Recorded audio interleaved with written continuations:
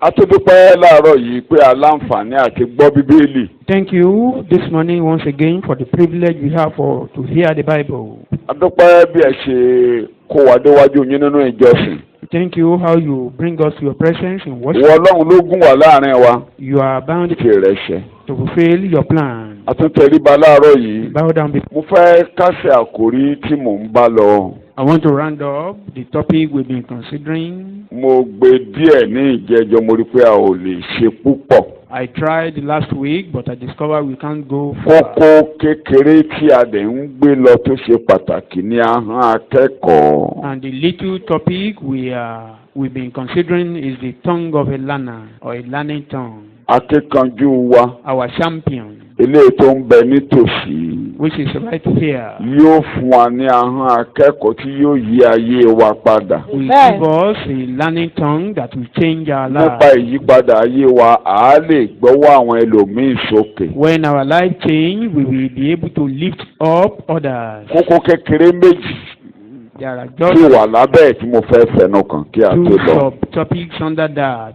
A ti wo bí ahọ́n akẹ́kọ̀ọ́ yẹn ṣe ń jọ́sìn tó ń kọrin. We consider how the learning kọ́ wa tongue ní òun ló ń and kọ́ ni. worship and sing. Ṣùgbọ́n láàárọ̀ yìí kókó kékèké méjì tá a fẹ́ wò lábẹ́. But this morning, just little Ahọ́n points we want to akẹ́kọ̀ọ́ consider. tó ń gbàdúrà. The tongue that prays. Ahọ́n akẹ́kọ̀ọ́ tí ń jẹ́rìí The learning ọ̀rọ̀ tongue orí ọ̀fẹ́. that testifies to Kókó the kékèké méjì tá a máa wò word of láàárọ̀ the yìí. praise. Ṣùgbọ́n ẹ má gbàgbé, But don't forget, akíkanjú mi my ó ń bẹ champion nítòsí. is right here.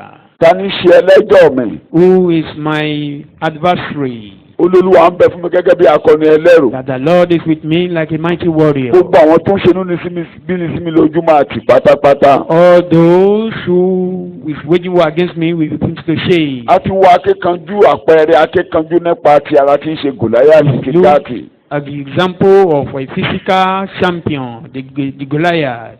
A rí i pé ó kàn dúró gànà kìíní. He is only Ti ara standing nìyẹn. there. That is physical. Ṣùgbọ́n ohun ìjà ti wá kì í ṣe ti ara. But our weapon is not a physical weapon. Ó lágbára nínú Ọlọ́run Mighty in God láti wó ibi gíga kalẹ̀. to destroy every high Ní place, pàtàkì ibi tí mo bá ẹ̀kọ́ dé.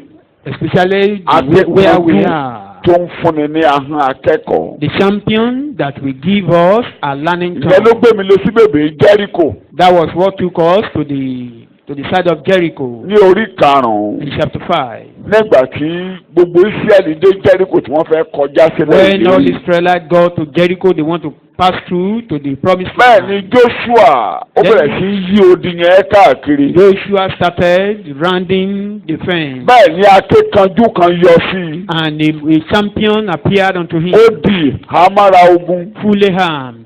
Olórí ogun gan nìyẹn ṣùgbọ́n Joshua ò That's mọ̀. the captain, but Ẹ Joshua wo didn't ẹsẹ̀ know bíi him. mẹ́rin tó kẹ́yìn ní chapter 5 ẹ jẹ́ ká kàkà fún ara wa létí. Joshua The book orí of Joshua ìkarùn. chapter 5. Yes, ó sì ṣe nígbà tí Joshua dé ti Jẹ́ríkò. ó sì wò Òyìnbó ló àwọn Kíyèsí. àgbàdo lóhùn. Ó gbé ojú rẹ̀ sókè ó wò. He looked up. sì kíyèsí Behold, ọkùnrin kan dúró níwájú rẹ̀ pẹ̀lú Amen, yes, pẹ̀lú idà sísàyọlé ọwọ́ rẹ̀. with a sword in his hand. Joshua sì tọ̀ ọ́ lọ And Joshua bravely went to him. ó sì fún un pé And he asked the man, tí wá ní ìwọ ń ṣe are tàbí you for us or you are against us? ó sì wí pé And he answered him, bẹ́ẹ̀ kọ́ I'm not your enemy. ṣùgbọ́n bí olórí ogun Olúwa ni I mo wá am ní. here as the champion, as the head of the Lord's army. Joshua sì wólẹ̀ Oh níwájú my rẹ̀. God. Olórí ogun yóò bá ọkọ wọn nínú a rìn. champion will accompany you in your journey. Ẹ̀yẹn ni mo ló wà nítòsí. That is the person I told you is around. Joshua ọmọ kó wà nítòsí. Joshua didn't know he's around. Joshua rò pé àwọn ló máa la Jẹ́ríkò kọjá. Joshua thought they will pass through Kò Jericho mọ̀ with pé their ìrìn arms, àjò tí àwọn ọ̀run lọ́wọ́ sí ni. not knowing that the heavens is Ṣé ẹ participating rí in the ìrìn journey. àjò ìjọ́ tó bá ti gbé ìgbésẹ̀ Anytime you take a step, tó náwó sọ́run you Raise up your pé hand Jésù to mo fi God. ayé mi lé ọ That I lọ́wọ́. surrender my life unto Mo you. fẹ́ rìn ìrìn àjò ìdélé. I want to pass through this Mo journey fẹ́ with tẹ̀lé wọ them. Jésù olùgbàlà. I want to follow you, Tó Jesus. farabalẹ̀ lábẹ́ ẹ̀kọ́. And you humbly settle down. Ìwọ under kọ́ the ló ń sun. rìn lọ nínú ìrìn You are àjò. not the one going in the journey. In the Àwọn road. ọ̀run yóò bá ọkọ̀ wọlé The nínú ìrìn àjò. heavens will be your companion. Olórí ogun tó wà bíi The ó wà lọ́dọ̀ captain wa. here is with us. Ìyẹn ni mò ń tẹnu wọn lábẹ́ That is ẹ̀kọ́ what yìí. I've been emphasizing on. Òun ló Under parí this iṣẹ́ sermon. He finished the whole thing. tó jíǹde kó òun òkú. He resurrected from the dead Tó lọ jókòó sórí ìtẹ́ lókè. and sitting by the right hand Wọ́n ṣe bó of jókòó nígbà God. nìkan. Not that he's sitting down there Orúkọ tí alone. mo máa ń pè ní bàbá àtòkè télẹ̀. He's both here, he's down Thank you very there and much. up there. Ọlọ́run kí ni mo pè é? Kí ni mo porúkọ rẹ̀ ń jẹ́? He's here, down here and Ó jókòó there. lórí ìtẹ́. Àwọn mẹ́tẹ̀ẹ̀ta ló ń ṣiṣẹ́. Bàbá jókòó báyìí. The father is sitting down. Jésù jókòó lọ́wọ́ ọ̀tún. Jesus by the right hand. Wọ́n rán ẹnì kẹta wá sínú And ayé. the third person is sent to this world. Bó o sùn lóru, If ìyẹn ń you gbé are inú ọkàn sleeping, rẹ̀. that one dwell in your heart. Bẹ́ẹ̀ni kan bá fẹ́ fa ẹ̀mí ẹ̀ yọ. If anyone wants to take away your heart, Ìyá your gbèjà rẹ̀ life, láàrin that òru. one will help you. Nígbà in tó the o midst of lágbára àti the night. jàjàkadì. When you don't even have any power to struggle, Ìyẹn lá máa sọ̀rọ̀ sí ọ létí. that one will be whispering Ìyẹn lá máa to you. jẹ́ kó o mọ nǹkan tó yẹ kó o ṣe. He will teach you what to do. Ìyẹn ló máa bá ọkọ wọlé ìrìn àjò. That one will be your companion along Ìtú the ṣe journey. ìyẹn Not nìkan. only that, Bàbá wa Pọ́ọ̀lù Àpọ́stélì. our father apostle Nínú Paul, Hébérù orí ìkíní ẹsẹ̀ ìkẹrìnlá. chapter 1 Ó verse rán àwọn 14. kan sí wa. Ó lẹ́nu tí ń kíṣẹ́ kọ́ ni wọ́n. Àwọn áńgẹ́lì tí a rán láti máa jọ́sìn fún àwọn aṣogún ìgbàlà. Those who will inherit the salvation. Ẹsẹ̀ ìkẹrìnlá. Sáríkà. Verse 14. Hebrews chapter 1 verse 14. ẹ̀mí tí ń jíṣẹ́ kí gbogbo wọn Àwọn ṣe áńgẹ́lì nìyẹn. tí à ń rán láti máa jọ́sìn A rán wọn láti máa tí jọ́sìn yóò jogún ìgbà fún àwọn tó máa ṣe kí ni o. fún ìgbàlà. Fún àwọn áńgẹ́lì kan wà tó ń bá ọkọ̀ wọ́n ní There olè tó are fojú rí. angels that accompany you anywhere you go. Ẹnìkan ló kọ̀wé kan láti jọ́.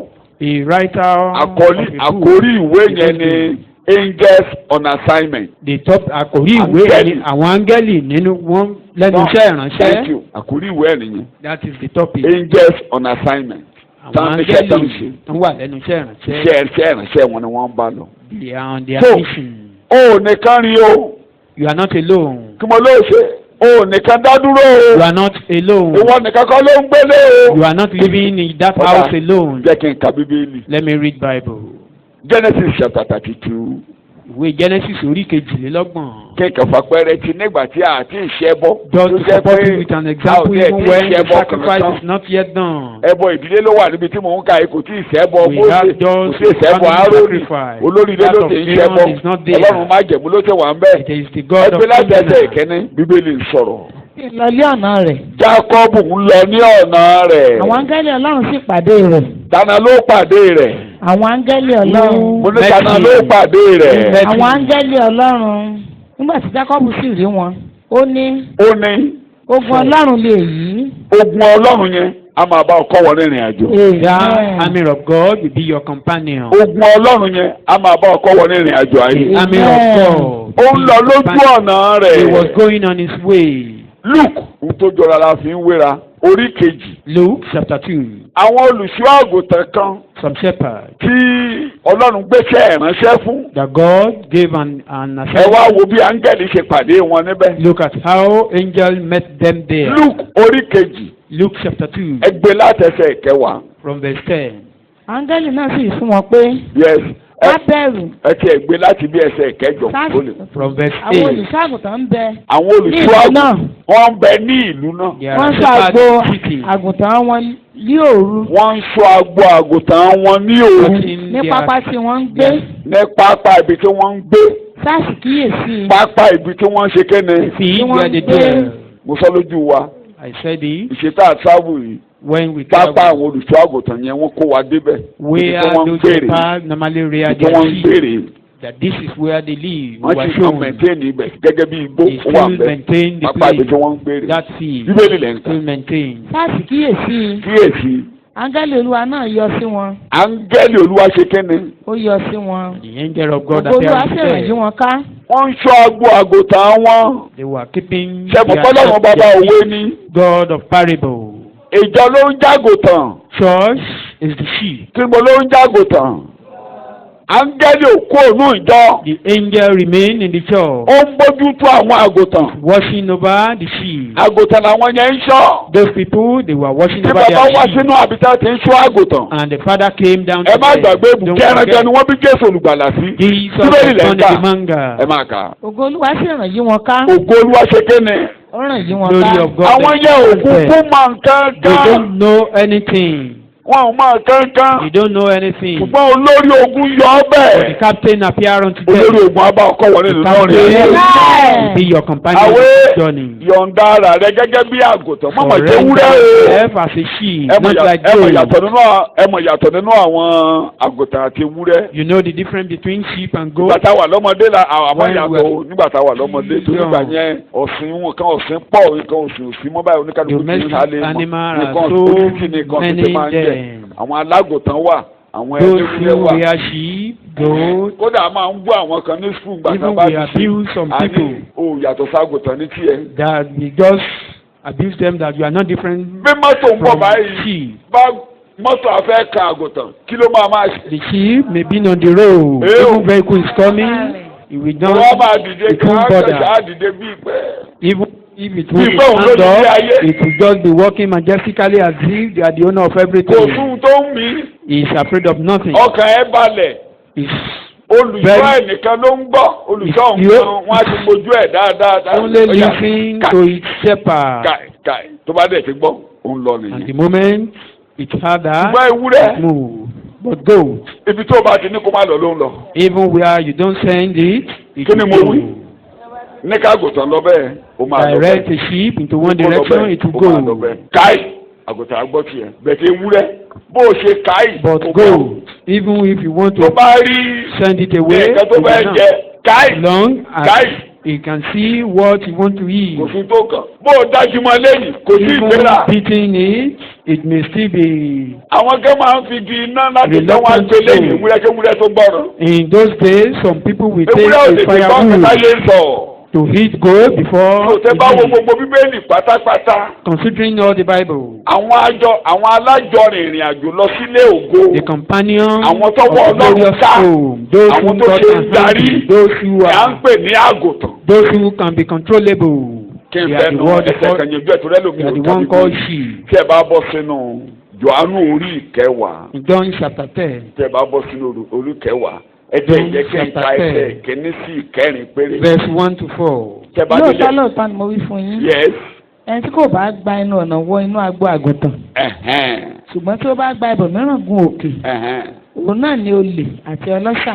agbo àgùntàn mi ò ní túmọ̀ ọbẹ̀ The yẹn. sheepfold. ẹnu ọ̀nà ni kò gbà wọlé ó ní túmọ̀ ní Enter ìjẹ́ o. through. agbo àgùntàn la ní kò wá síbẹ̀ o. That is, if you come to the ẹnu sheepfold, ọ̀nà ni kò gbà wọlé o. come through ó the ní main túmọ̀ ní ìjọ ní entrance. kọ́ ni mò ń tú láàárọ̀. It has other meaning, but that's Máa not where kà. we are Ẹnu ọ̀nà going. ni kò bẹ́ẹ̀ni gbà. tó bá bá ṣe ẹnu ọ̀nà wọlé. tó bá ti bá ẹnu ọ̀nà wọlé. One, Ó ní to ṣe enter through olùṣọ́ àwọn the main àgùntàn. entrance. o ìtumọ̀ tó ní ni pé oríṣiríṣi àwọn òṣìṣẹ́ ló ti ń wá There are so many ministers tí wọn ò ṣe nǹkan tọ́lọ́run nìkan wá that they sí. don't do what God sent. wọn ò lè tọ́jú àgùntàn. They can't take care of the sheep. Jésù ló mú ọ̀làna ṣẹ́. It's Jesus alone òun ló that gba ẹnu ọ̀nà fulfills that. ó gbé ẹbọ lọ sórí ìtẹ́ lókè tá a He sílẹ̀. passed through the main gate and Ó took ní the ọ̀nà sacrifice to the tààrà. altar. He passed through the main ó wú way ẹbọ tó jẹ́ ìtẹ́wọ́gbà. and he offered Òun an nìkan ló lè acceptable tọ́jú sacrifice. àgùntàn. He's the only one that Òwe tó ń pa is able níbẹ̀ to take nìyẹn. care of the sheep. ẹbọ tí ẹsẹ̀ ìkẹrin mọ̀ nǹkan jù. nígbà tó sì mú àwọn àgùntàn tirẹ̀ jáde bẹ́ẹ̀ ni ó síwájú wọn. sẹ́ẹ̀rì bẹ́ẹ̀ yẹn. kí Àwọn- náà ló ṣe. ó síwájú He wọn. leads them. àwọn àgùntàn sì ń tọ̀ ọ́ lẹ́yìn. kí náà láwọn àgùntàn ń ṣe ẹ̀yìn ọmọ wọ́n ọlọ́run. tọ̀ ọ́ lẹ́yìn. nítorí tí wọ́n mọ ohùn rẹ̀. kí náà ni wọ́n ṣe àwé. wọ́n mọ Because they ohùn could rẹ̀. recognize his voice. kí náà ni wọ́n ṣe àwé. wọ́n mọ ohùn Recognize rẹ̀. his voice. tó bá ti ní káì wọ́n ti mọ ohun tó ń sọ. wọnú agbo àgùntàn wọn. Enter into the kó sheepfold. farabalẹ̀ And díẹ̀ ẹ̀kọ́ yẹn ni mò ń ṣe lọ yìí. that is what we are saying here. torí tí àgùntàn tó mọ ohun rẹ̀ Before the sheep could olùṣọ́ recognize àgùntàn the akọ voice of the lédè shepherd, akọ àgùntàn lédè it means he will carry them ohun along. olùṣọ́ àgùntàn yẹn The voice of àwọn the akẹ́kọ̀ọ́ yẹn ni shepherd. mò ń sọ̀rọ̀ lé lórí We láàrú. are talking about the learning tongue. farabalẹ̀ láti mọ ohun olùṣọ́ Know the voice of the shepherd. gbà ẹ́ lọ alẹ́ ìtẹ́lé It is then you'll be able to tó follow him. ibẹ̀ yẹn yé yín dáadáa We wípé understand that place that àgùntàn ní ìjọ The sheep Kí ni is mo the fẹ́? church, àgùntàn ní ìjọ. Jésù ni olùṣọ́. and Jesus is the shepherd. Jẹ́ kí n tó yá bàrà. In Ní mo digression, máa ń fẹ́ kẹ́kọ̀ọ́ yé wa. I also Tẹ́ ẹ bá lọ sí always want Ezekiel us to 34. understand. In the book of Ezekiel chapter 34, Ọlọ́run fi Ísírẹ́lì wé agbo àgùntàn. God compared Israel with a sheepfold. Ó fi àwọn wòlíì àti àwọn òjíṣẹ́ ìgbà yẹn. While Ó fi wọ́n the wé servant olùṣọ́ àgùntàn. with a shepherd. Compare them with a shepherd. Ó wá ní àwọn àgùntàn tó wà nínú agbo. He said, Àwọn the olùṣọ́ àgùntàn wọn ló ń jẹ́ kán sọnù. they are shepherd, let Ó them ní wọn ò ṣe astray. ìbẹ̀wò sí. They don't Wọn ò visit fún wọn them, lóúnjẹ. don't feed them. Nínú ìsọtẹ́lẹ̀ ló wá ń sọ. Ó wá lò wá gbé olùṣọ́ àgùntàn mẹ́wàá. Said that Ẹ̀jẹ̀ he ẹ̀ka raised another shepherd. ẹ̀ka sí ìkẹrin ẹ̀ka díẹ̀ ń bẹ. ọ̀rọ̀ Olúwa sì tọ̀ mí wá wípé Yes, ọmọ ènìyàn ọmọ ènìyàn. sọtẹ́lẹ̀ sí àwọn olùṣọ́ àgùntàn Ísírẹ́lì Bẹ́ẹ̀ni, sọtẹ́lẹ̀ kí o sì Bẹ́ẹ̀ni. wí fún wọn pé bẹ́ẹ̀ni. báyìí ni Olúwa Ọlọ́run wí fún àwọn olùṣọ́ àgùntàn pé ègbé ni fún àwọn olùṣọ́ àgùntàn Ísírẹ́lì Èpè ò ní mọ yín o. Will amen be a call. tí ń bọ́ ara wọn àwọn olùṣọ́ àgùntàn kì bá bọ́ ọ̀wọ́ ẹran ẹ̀yin jẹ ọ̀rá ẹ sì fi irun àgùntàn bóra. Gbogbo nǹkan tí wọ́n yẹ kán ṣe. What they kán tọ́jú- supposed to do. Ọlọ́run ò bá wọn jà pé wọ́n God jẹun. is not fighting them that they Wọn ò do. gbọ́ àgùntàn. But they don't Wọ́n feed bọ́ ara the wọn. sheep to feed the sheep, but they ẹ are pa feeding àwọn tó themselves. sanra ẹ kò bọ́ àgbo ẹran ẹ̀yin kò mú aláìlera lára le Sẹ́yìn gbọ́ bẹ́ẹ̀. bẹ́ẹ̀ ni ẹ kò mú èyí tí kò sàn bí ara dá. Sẹ́wọ̀n pé iṣẹ́ olùṣọ́ àgùntàn nìyẹn. That is the Jẹ́sẹ̀ word. rẹ̀ bá wé kó tọ́jú ẹ̀ kó jẹ náà. Iṣẹ́ You olùṣọ́ has a àgùntàn. broken leg Bẹ́ẹ̀ni, to ẹ take kò care of lè it. Ó ṣe ìgbà tó wá tẹ̀síwájú When nínú he ẹ̀kọ́ yẹn. move forward. Ó wá ní Continue in òun fúnra ara that. òun máa gbólùṣọ́ àgùntàn. That he himself will raise his own shepherd. Olùṣọ́ àgùntàn yẹn ní Ísírẹ́lì ò tí ì rí lónìí. That shepherd is what Israel has feared. Eléyìí ti ṣe Jésù. Which Ó is bẹ̀rù Jesus. Jésù ò gbà á. Jesus came, the Israelites rejected him. Ó wá tọ̀ àwa wá. He now came to Ó us. wá ń kó àgùntàn jọ báyìí. Now gathering sheep So here. inú agbo àgùntàn rẹ̀ tó ń kójọ lónìí. In the Àwa sheepfold that ni is àwa gathering, ni àgùntàn rẹ̀. we are the sheep. Òun ni olùṣọ́ àgùntàn rere yẹn. He is the good Tó shepherd. fẹ̀mí rẹ̀ lélẹ̀ fún àwọn àgùntàn. Surrender his Gẹ́gẹ́ bí life àkọọ́lẹ̀ for the Jòhánù sheep. oríkẹwàá ẹsẹ̀ kọkànlá According yìí. to Òun ló fẹ̀mí rẹ̀ lélẹ̀ fún àwọn àgùntàn. John chapter 10.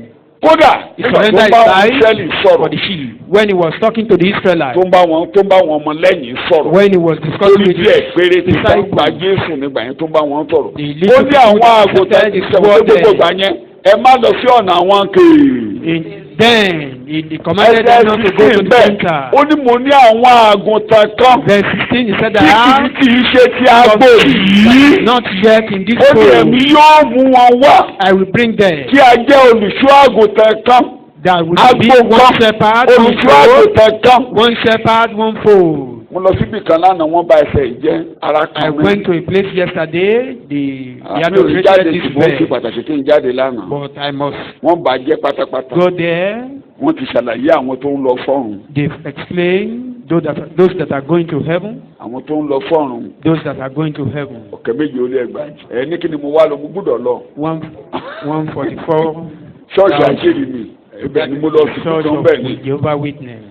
Torí bàbá ìyàwó mi I went there to bury. kì í ṣe bàbá ìyàwó mi gẹ́gẹ́ ṣùgbọ́n ọwọ́ bàbá yẹn gan ni mo ti fẹ́ ìyàwó.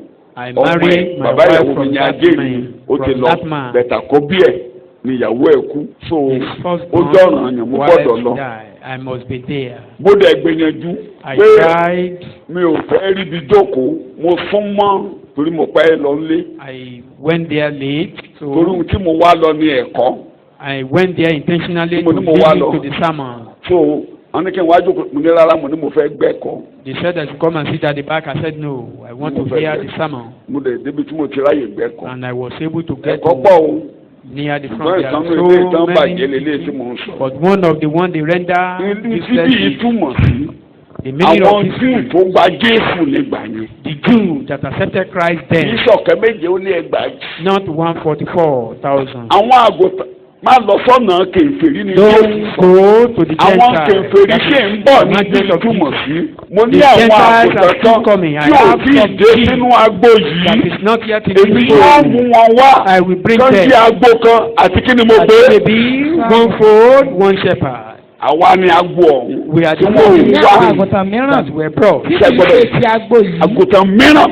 Other sheep, Àgùntàn mìíràn other sheep àwọn tí èmi kò lè ṣe aláìmú wá pẹ̀lú. ẹ̀mí àjíǹde nìyẹn. That is àwọn tí èmi kò lè ṣe kí ni mo pè é. ṣe that aláìmú I wá. must bring to this fold. wọ́n sì gbọ́ ohùn mi. Ọlọ́run ní jẹ́ ká lọ ṣọ́ọ̀ṣì àlọ́dàrú. May téèyàn bá ń lọ ṣọ́ọ̀ṣì tó bá ń lọ ṣọ́ọ̀ṣì tí ò bá rí gbàlà If tọkọ anyone bá is yé going to church without salvation, you don't understand. kó kúkú lọ sájèrè gan ọ bẹ́ta. It's better for such people to go to the Jehovah's Witness. torí mo kàn rí pé kí la jèrè jókòó tì lánàá I discover what are they saying with. mi ò mọ̀ o. I don't really wọ́n understand. sọ̀rọ̀ àjíǹde o wọ́n lájíǹde olóòótọ́ wà àjíǹde aláìsòótọ́ The wà. talk of resurrection of the faith of tó jẹ méjì the saints, or the righteous and the righteous kàn people. ṣáàgbéjú gbogbo ẹ̀rí kò They sí just confuse or mingle everything together. gbogbo tó ń pa wá láyọ̀ nínú iṣẹ́ ìràpadà yìí. All what is giving us joys in this Ọ̀fẹ́ work fọwọ́ of rí i. redemption. It means we are lying. If you want to tell them that. jẹ́ kí n mú yẹn tì ẹ̀ ní ṣàṣeyàn. Jatapa. má wá ṣọ́ọ̀ṣì àwárú o. Don't come to church in vain. bó o ṣe ń wá bí As you are coming here, farabalẹ̀ kó mọ nǹkan tá à ń ṣe ń bí o. be patient and know what we are doing here. farabalẹ̀ kó mọ nǹkan tá à jókòó tì Be o. patient and know what we are Ayé wa nìyẹn o. with. That's our life. torí kò síjọ́ tán nígbé àsìkòtò àbí bẹ́ẹ̀ There is kọ́. no way. ee o Eventually we will die. tí wọ́n bá gbé wa síkòtò kí là á jókòó tì If we die, kí là á yọ̀ wá lẹ́yìn ìgbà what tá a bá is gbé wa our síkòtò. joy? téèyàn ò bá ti yí ọ If o you wá don't ṣọ́ọ̀ṣì understand o that, wá you ṣọ́ọ̀ṣì o. don't come to church. tó bá ti jẹ́ pé prosper mi ló jókòó tì. If you are sitting with prosper ń bọ̀ tó ò ní lè lo just for prosper o. prosperity, a day is coming you won't be able to use that Ṣé mo kúrò? prosperity. ẹgbà wà tí òsibí tó fẹ́ gbé mọ́tò lọ. A time will come which you will not even be able to drive the car. tó o bá ṣọ́ra ní ojú òsì lè wá mọ́tò. You won't be able to drive, and there is nowhere you want to tó fẹ́ go. pé ẹ̀nà máa gbé ẹ wá ṣọ́ọ̀ṣì. They will just be carrying you to the church. mo ti ṣépè Is that a cause? tọ́lọ̀ bá ràn ọ́ lọ́wọ́ If tó o sì God fọwọ́ help méjèèjì jẹun. you can Tí o ṣe pé ṣe ni wọ́n ń mú ẹ. eat with your hand, not that they are feeding you. ẹlòmíràn ní kò ń kúkú máa lọ kí Some rẹ̀. people will say it's better for me to even go. tí o ṣe pé ṣe náà máa nù ẹ́ táwọn fi síbí fẹ́ kọ́ sí ẹ lẹ́nu láàárọ̀ They will táwọn feed tún you nù ẹ in the lókèlè morning, lọ́sàn-án and they will feed you in the afternoon, táwọn tún wá wá ẹ̀kọ́ tó rọ̀ and in the táwọn night fọbẹ̀ ẹ̀fọ́ sí they táwọn fi nù ẹ lálẹ́. fast with vegetable in the evening. àbúrò pé ṣe ni wọ́n dẹ̀ṣẹ̀. Do you think? ṣé o mọ táìmù tó máa lọ ń bí? Do you know when you will departed from this world? o mọ. You know the time. èmi ìṣe tàìsàn. Some may not be ẹlòmíì because of iṣẹ́ àìsàn ní òfin lè jẹ dáńgí jẹjẹ. It's not because of Ó sickness dàgbà ní. that cause some people not to be able to feed mo themselves. ló ṣe. Just because of age, èjìkárí aṣọ nu. you will not be able to even put on dresses. èjìkárí aṣẹ. The shoulder will come down. abẹ́rẹ́ bí jòkòtò mi ṣe dúró báyìí. Don't you see how my trousers stand? ó lè dé kéjì kẹ́ kó má lè dúró pàǹpà. It can come to a stage Láì ṣe pé- just like that. It's not a cause. tó o bá rori ọ̀fẹ́ gbà. If bí you have bàbá the mi grace. tó dolóògbé ní wàánu fọ̀n bí. Like one of my ó ti fathers wọ súùtù wá ìwíìkì àbí nǹkan kan tó ti kó ṣubú yẹn. Bàbá títí kì í kẹ́ put tó on pàpàpà shoe. tí bàbá He tó went to bí that young boy. time, just like a ṣé young bó ti boy. sẹ́kọ̀ọ́ lẹ́yìn kò lé ilé mi. He still brought some igbó kan wà ń bẹ̀ òun ló pa At the back of gbóyè my house. kí bàbá tó That was kò the lè wá one mọ́. that brought bá máa that pè é area. gbàmí àwa á ní fọkànbalẹ̀ wọn ní kò sí wàhálà bí o. Times he Kò sí will wàhálà bí come o. and Bí tell dáadáa ló me wà no yìí o. problem. Ṣé gbogbo èèyàn ló máa rí bẹ́ẹ̀? You see everybody that will be like that. Ibi tó o máa yà sílé ní ayé. Where you are going after this Òun náà wá world. ṣe ṣọ́ọ̀ṣì o. What that is the purpose of our coming here. Ẹni wá wà nù. You yes. Come in vain. Ọ̀rọ̀ àgùntàn ni mo bá débẹ̀ bàbá kó lè yí mi láàárọ̀ yìí pé. For us to understand. Inú àgùntàn, àárín àgùntàn, lolùṣọ́ àgùntàn ń gbé. The shepherd lives in the sheepfold. Àárín bo lolùṣọ́ àgùntàn ń gbé. The shepherd lives. Tó o kò lè kó òun dán, pàdé mi nírọ̀ lẹ́. Ṣùgbọ́n ibi tí mo lò ní pé the champion ó máa ń rán àwọn áńgẹ́lì ẹ̀ sáàárín àgùntàn. That the champion normally send his Ẹ padà angels to the sí midst of the sea. Lúùkù orí kejì. Luke Bẹ́ẹ̀ mo ti yà lọ. Kábíyèsí. Bẹ́ẹ̀ ni. Áńgẹ́lì Olúwa náà yọ sí wọn. Ó yọ sí wọn. Ògo Olúwa sì ràn yí wọn ká. Máa kà á. Ẹ̀rù sì bà wọ́n gidigidi. Áńgẹ́lì náà sì wí fún wọn pé. Bẹ́ẹ̀ ni. Má bẹ̀rù. Má bẹ̀rù. Káwò. Mo mú ìrere ayọ̀ ńlá fún yín wá tí yóò ṣe ti ènìyàn gbogbo. Kò tí ì tán ibi tí mo lọ Nítorí a bí olùgbàlà fún yín lónìí. Bẹ́ẹ̀ ni. Ní ìlú Dáfídì. Bẹ́ẹ̀ ni. Tí ṣe Kristi Olúwa. Kò ì tán o. Èyí ni yóò ṣe àmì fún yín. Bẹ́ẹ̀ ni. Ẹ̀yin ó rí ọmọ ọwọ́ tí a fi ọ̀já wé. Bẹ́ẹ̀ ni. Ó dùbúlẹ̀ ní ibùjẹ ẹran. Kò tí ì tán. Ọ̀pọ̀lọpọ̀ ogun ọ̀run sì yọ sí áńgẹ́lì náà lé. Èdè mi gẹ́gẹ́ bí tí mo lọ lẹ́dẹ̀ yìí o. Kí ni ló yọ sí áńgẹ́lì kan tó wá yẹn? ọ̀pọ̀lọpọ̀ kí ni wọ́n pè é. The host of àwọn heaven ogun ọ̀run yẹn appear. yóò bá yín kọ́ wọlé lórí. àwọn yẹn gẹ́gẹ́ ní mo rí fáàsì Hébérù orí ìkíní ẹsẹ̀ ìkẹrìnlá. àwọn yẹn ló ń bá wa kọ́ wọ́rìn ẹtú lọ sùkà kó lè yé yín. àwọn yẹn ló ń gún ọ̀run tó gbé mi lọ sí Genesis 32. àwọn yẹn ló ń gún ọ̀run tí a rán láti máa jọ́sìn fún àwọn ajogún ìgbà.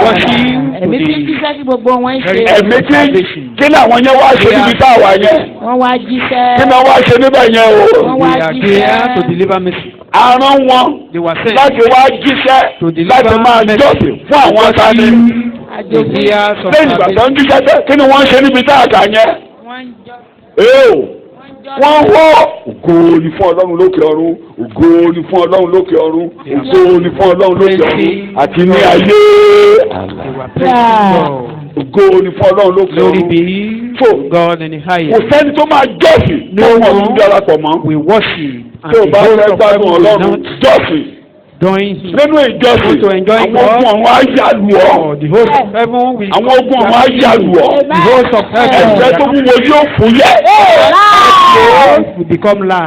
ẹlòmíràn lórí la kì í kọ nínú ṣọ́ọ̀ṣì. Some people will say ibẹ̀ la ti ń kọ́ ọ̀yànbọ̀n ṣe ń jọ́. that is where we teach tó bá ti kẹ́kọ̀ọ́ jẹ́ tó gbé lọ lé. tó bá ti bẹ̀rẹ̀ sí í jọ́sìn. tó bá ti bẹ̀rẹ̀ sí í jọ́sìn. you started worshiping God. àwọn ogun ọ̀run ń bọ̀ wá join yẹn. host of heaven they are coming to join you. kí mo ní wọ́n máa ṣe. o ò ní rí wọn. Tọ́lọ́ bá tọ̀ mọ́mọ́ fẹ́ ṣẹ̀rù bá ọ. Only one. Tọ́lọ́ bá fẹ́ ṣẹ̀rù bá ọ. In some occasion when God fún wọn ní ìran kékeré kó rí wọn. You may see some vision, maybe a vision just ìgbà míì tọ́lọ́ bá mọ̀mọ́ fẹ́ ràn ọ́ lọ́wọ́. At times if God want to help you. Ó lè jẹ́ kó orógun ọ̀tá. He may see, he may reveal the army of enemy. Wọ́n wá rí bí àwọn ogun ọ̀tá yẹn ṣe ń sá lọ. We now see how they are running away. They are trying to escape. It means àwọn bàbá ṣẹ̀rùbà wọn kì í ṣe ogun ọ̀run yóò lé ọ̀tá rẹ̀ jìnnà rere. So the champion is always around. Pé àfikànjú àwọn àwọn tó ní gbogbo you are not alone. Back to Jericho bẹ́ẹ̀ mo ti bẹ́ẹ̀ kọ́ lọ ní bèbí Jericho bẹ́ẹ̀ ni ọkùnrin kan yọ Joshua wá jáde. ìyẹn ló ń bí bẹ́ẹ̀ pé ó dá wà. It means you are not alone. òun ló kọ́ Joshua lóhun tó máa ṣe. He taught Joshua what to do. ṣùgbọ́n níbi àti gbé Bíbélì kalẹ̀ fún un ni. Here Bible has been given to us. ẹ̀mí máa rán yín létí. Holy Spirit will remind us. àwọn ọkùnrin yẹn á máa fi àtẹ̀kùn sí yín. wà á rí pé àwọn èdè Bíbélì á máa tọ̀ ọ́ wá tó o bá ti jọ́sìn. And you discovered some Bible language when you worship. Champion máa mú àwọn èdè Bíbélì wá bá ọ nínú ìjọsìn. Champion will bring some Bible language. àwọn èdè Bíbélì yà wá máa tọ̀ wá nílé àdúrà. The Bible language that will come to you when you are praying. Rome orí kẹjọ. Romans chapter 8. Rome orí kẹjọ. Romans 8. verse 26. ẹsẹ̀ ìkẹrìndínlọ́gbọ̀n. kẹ́kọ̀ọ́ lè yí wa dáadáa. for a better understanding. bẹ́ẹ̀ gẹ́gẹ́ lé ẹ̀mí pẹ̀lú sì ń ran ìlera wa lọ́wọ́. ẹ̀mí ń ran ìlera wa lọ́wọ́. nítorí a kò mọ̀ bí a ti gbàdúrà gẹ́gẹ́ bí ó yẹ. a ò mọ̀ bí a ṣe ń gbàdúrà bí ó ṣe yẹ. we don't know how to pray properly. ẹ̀mẹ́mẹ́mọ́ ogun ọ̀run á darapọ̀ mọ́ wa. the host of heaven will darapọ̀ mọ́ wa. ogun ọ̀run. my champion will come round. balógun ajagunṣẹ́gun mi á darapọ̀ mọ́ wa. bàbá tó wà nílé àdúrà tó ń jọ́sìn. when you are in the house of prayer and you worship, they will identify with you. wọ́n gbé àdúrà yẹn fúyẹ́. then they will. wọ́n wá rí bí àwọn èdè kan máa jáde tó mọbi tó ti ń wá. you will be pronouncing some language you don't know their source. àwọn akẹ́kọ̀ọ́ àtẹ̀lé ọ nínú ìrìn àjò. means a learning tongue will come to you. wọ́n ní àmọ́ bí wọ́n ní a máa bá a sọ̀rọ̀ pẹ̀lú èdè. àwọn ìrora tí a ò lè fi. a groaning. Unexplainable groaning. Àwọn akẹ́kọ̀ọ́ nìyí. Wọ́n tó nílé ìṣàlàyé. You won't be able to say. Kódà tó bá wọnú ìjọsìn. Even when you enter to worship. Wọ́n fún ẹ ní orin ìjọsìn. There are times they gave you. Tó bá fún òbí àdúrà yẹn o lè má sí. After leaving that worship. Mo kúrọ́. Place you may not remember the song again. Ẹgbẹ́ òun láti ní ìrírí ẹ̀rí fún mi lọ́wọ́ ẹ̀ ló. How many people have experienced orin ìjọsìn yẹn tí o bá kọ́ lẹ́tà tó tó ṣe pé o ní rántí mọ́. You may not remember again. Ilé ìjọsìn yẹn ló wà mọ́. That is just for that. Àwọn èdè kan wà tó máa lẹ̀ mọ́ láyà. That will keep your heart. ọdún mẹ́ta ò ní gbàgbé. 3 years they remain there. Òpùrọ́ èmi odidi ọdún kan àwọn máa gbé There ìrìn are àjò. some Wà a lóyún ọ̀rọ̀. year they will still be with you. Champion ló dé yẹn. That is Tani mo ló dé. champion around. Ìrora tẹ́ ò lè fẹnu sọ. Kí ni díẹ̀? 27. Unexplainable groaning. Róòmù orí Why? kẹjọ. Ìwé Díẹ̀ Róòmù ẹni díẹ̀. tí ó ẹni tí ó sì ń wá inú ọkàn wò ó mọ ohun tí inú ẹ̀mí Ó mọ ohun tí wà nínú ẹ̀mí. nítorí tí ó ń bẹ̀rẹ̀ fún àwọn èèyàn mímọ́ gẹ́gẹ́ bí ìfẹ́ Òun Ọlọ́run. ló mọ nǹkan tó wà nínú ẹ̀mí. Ó mọ fún ẹ̀mí. Ó mọ nǹkan tó lọ́rùn fẹ́ lórí ìtẹ́ lókè. Ìwọ ló ń rò pé oníṣòro inú ẹ̀mí lọ́rọ̀ wà. Inú ẹ̀mí la ti máa jà fún ọ. Bó la ti máa jà fún ọ.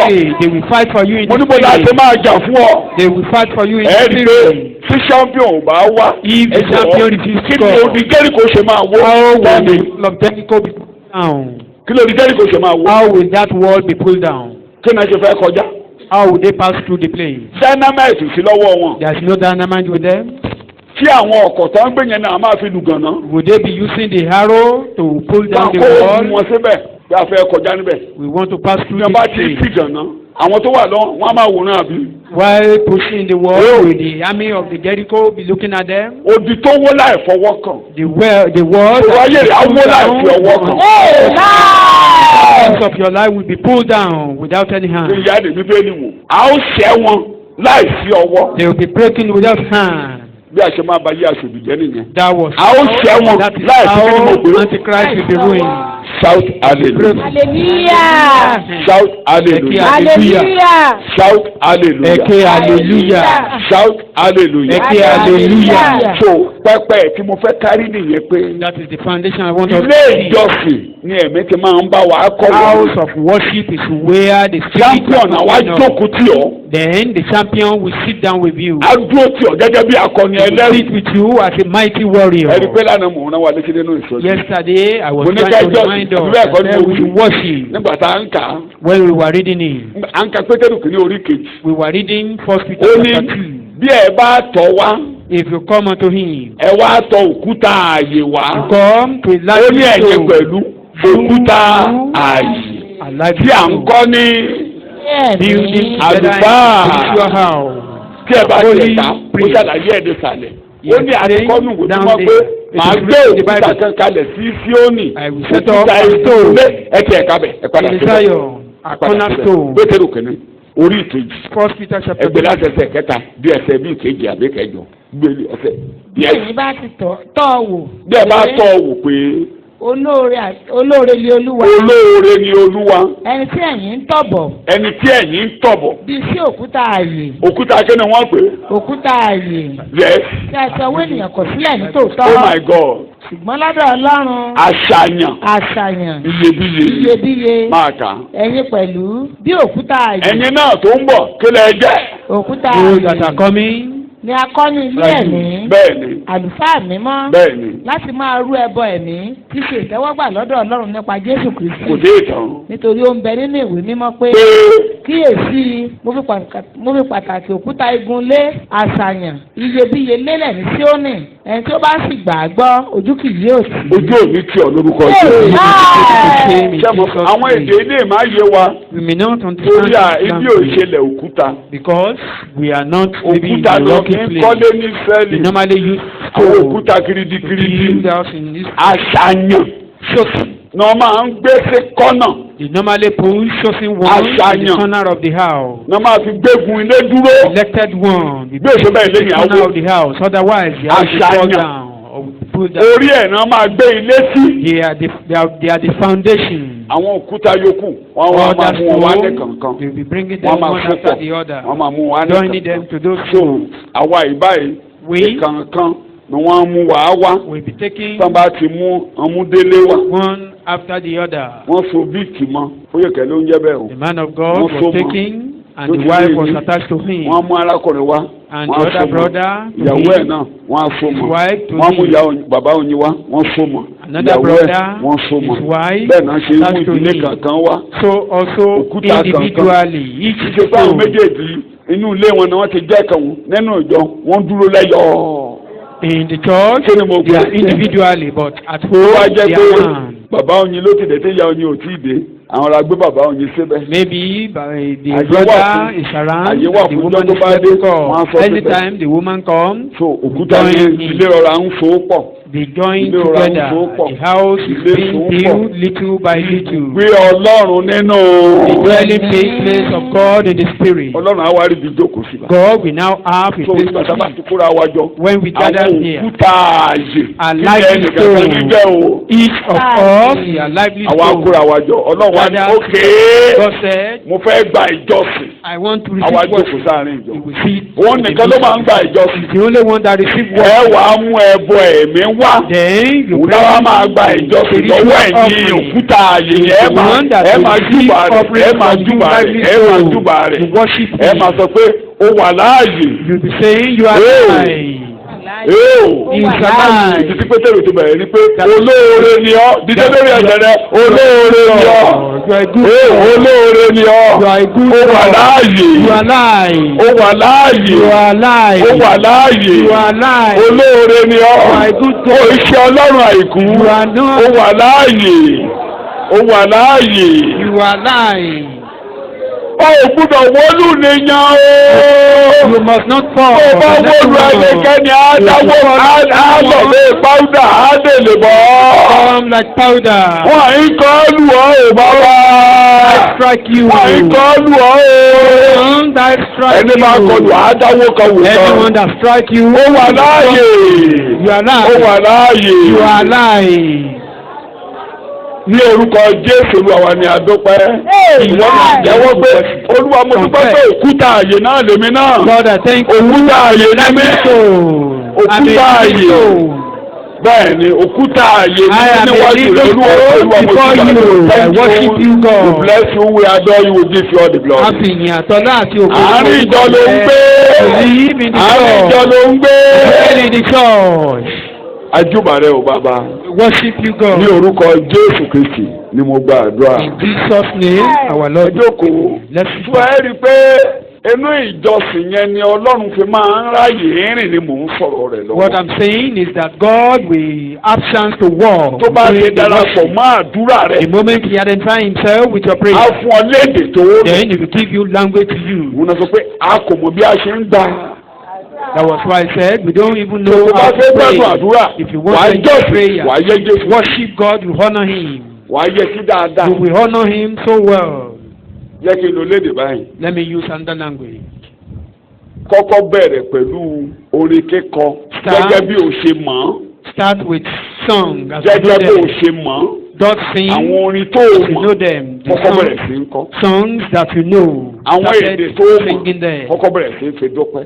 Àwọn ẹsẹ̀ bíbélì ló ti kà. The Bible verses. Máa fọ bó ṣe mọ Ọlọ́run sí.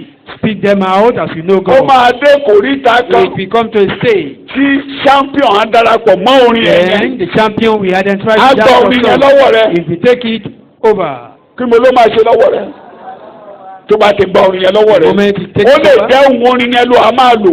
Àwọn èdè ní àwọn máa jáde sí ọ. The same voice of that song. Á gbọ́ orin yẹn lọ́wọ́ rẹ̀. Coming out.